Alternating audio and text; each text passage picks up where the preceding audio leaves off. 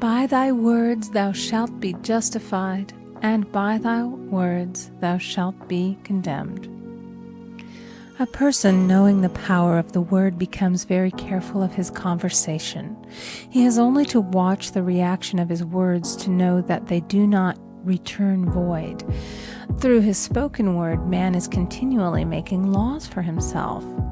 I knew a man who said, "I always miss a car. It invariably pulls out just as I arrive." His daughter said, "I always catch a car. It's sure to come just as I get there." This occurred for years.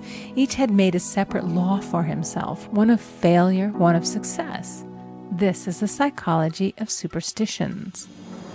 The horseshoe, or rabbit's foot, contains no power, but man's spoken word and belief that it will bring him good luck creates expectancy in the subconscious mind and attracts a lucky situation. I find, however, this will not work when a man has advanced spiritually and knows a higher law. One cannot turn back, and one must put away graven images. For example, 2 men in my class had great success in business for several months, when suddenly everything went to smash. We tried to analyze the situation, and I found, instead of making their affirmations and looking to God for success and prosperity, they had each bought a lucky monkey. And I said, "Oh, I see. You have been trusting in the lucky monkeys instead of God. Put away the lucky monkeys and call on the law of forgiveness, for man has power to forgive or neutralize his mistakes." They decided to throw the lucky monkeys down a coal hole, and all went well again. This does not mean, however, that one should throw away every lucky ornament or horseshoe about the house, but he must recognize that the power back of it is the one and only power, God, and that the object simply gives him a feeling of expectancy. I was with a friend one day who was in deep despair. In crossing the street, she picked up a horseshoe. Immediately, she was filled with joy and hope. She said God had sent her the horseshoe in order to keep up her courage. It was indeed, at that moment, about the only thing that could have registered in her consciousness. Her hope became faith, and she ultimately made a wonderful demonstration. I wish to make the point clear that the men previously mentioned they were depending on the monkeys alone, while this woman recognized the power back of the horseshoe. I know in my own case it took a long while to get out of a belief that a certain thing brought disappointment. If the thing happened, disappointment invariably followed. I found the only way I could make a change in the subconscious was by asserting, there are not 2 powers, there is only one power, God.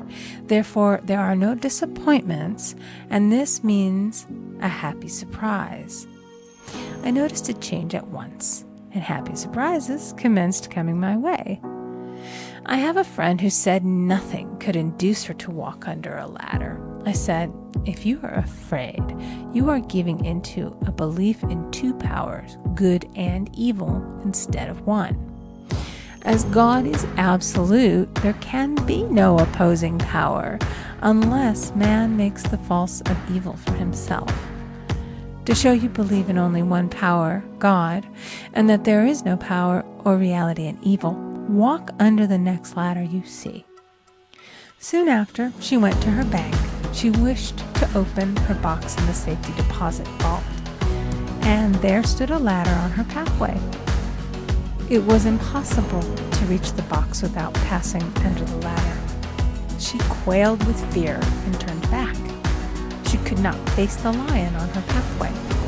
However, when she reached the street, my words rang in her ears, and she decided to turn and walk under it. It was a big moment in her life, for ladders had held her in bondage for years. She retraced her steps to the vault, and the ladder was no longer there. This so often happens. If one is willing to do a thing that he is afraid to do, he does not have to.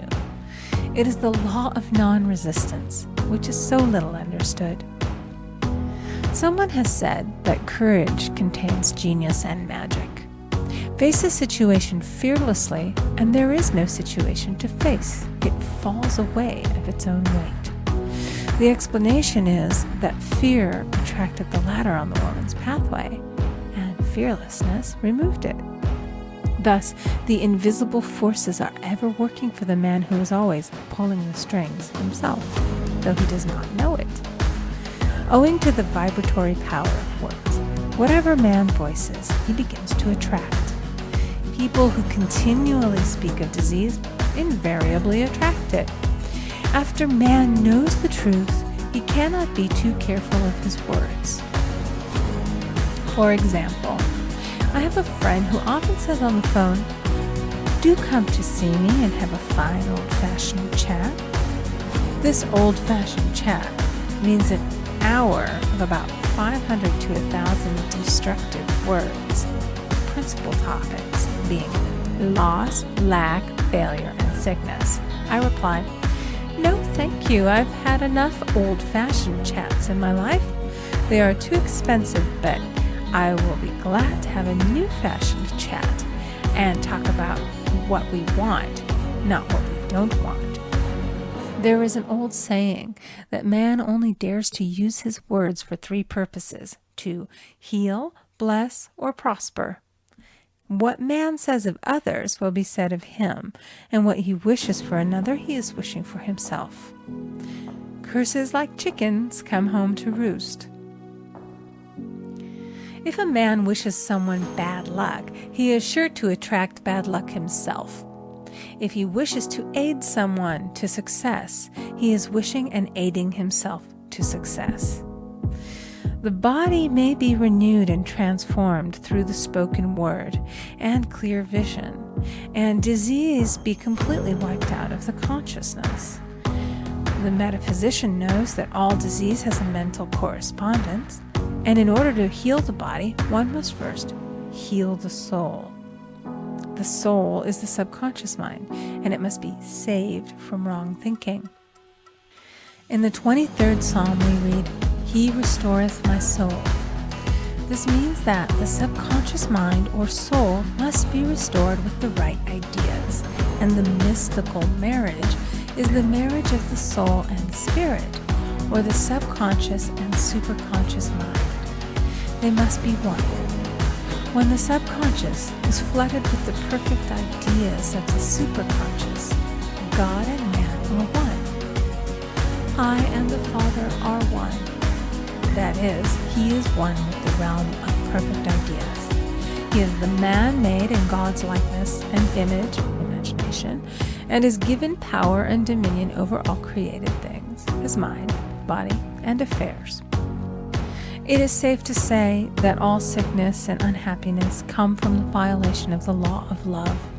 A new commandment I give unto you, love one another. And in the game of life, love or goodwill takes every trick. For example, a woman I know had, for years, an appearance of a terrible skin disease. The doctors told her it was incurable and she was in despair.